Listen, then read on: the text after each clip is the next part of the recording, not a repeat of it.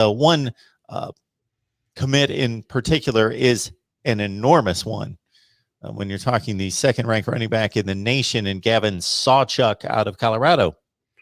Yeah, interesting, Mark. He was a kid that's kind of been leaning towards Oklahoma, but wasn't a kid that I really thought coming out of the weekend that Oklahoma might get a pledge from. There was a couple of other kids that I thought they could get, but yeah, very important get specifically for DeMarco Murray. I think he's caught a little bit of flack over the first couple of years of letting just from a running back recruiting perspective, being the running backs coach at Oklahoma, with this kind of being a second year. You got to give the guy a little bit of credit, just in terms of how difficult it is coming into a school, even if it's at your alma mater, but still coming into a school and recruiting in the COVID year. So give him a little bit of kind of the benefit of the doubt as far as that. But as you know, as we've talked about several times, Oklahoma has seen verbal commitments over the last couple of years flip to Alabama. So first of all, getting the kid committed from a verbal perspective is good right now. As you mentioned, the number 2 running back out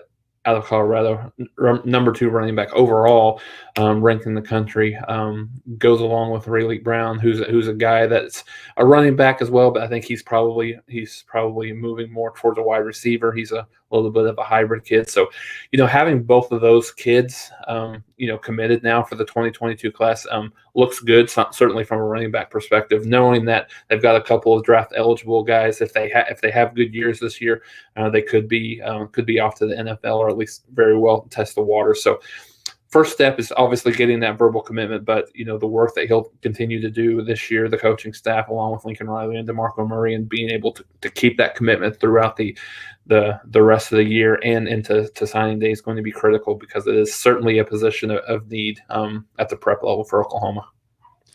A shortened season for everybody across college football and high school football. Gavin Sawchuk played 8 games as a junior.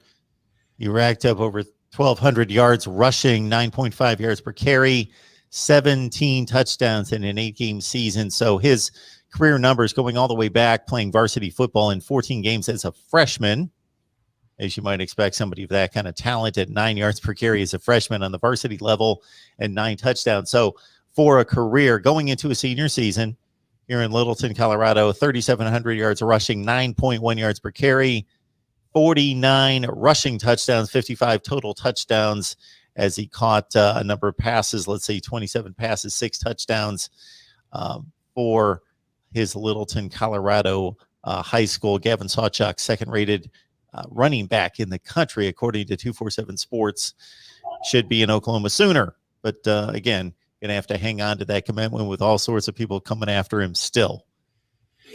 Oh yeah, absolutely. And like we said, that there's been a couple of guys over the last couple of years. So I think having a guy like DeMarco Murray helps. When you think about a guy that was, one of the best running backs that Oklahoma's had over the last 10, 15 years at the position, and then certainly his alma mater, and coming back to coach. I think that helps, having, your lead recruiter be a guy that has done it at Oklahoma. So, but yeah, that kind of remains to be seen on if Oklahoma's able to kind of keep that throughout the year. But it's a position that they have to have. So I think they have a lot of urgency with there for them to be able to keep a hold of this kid.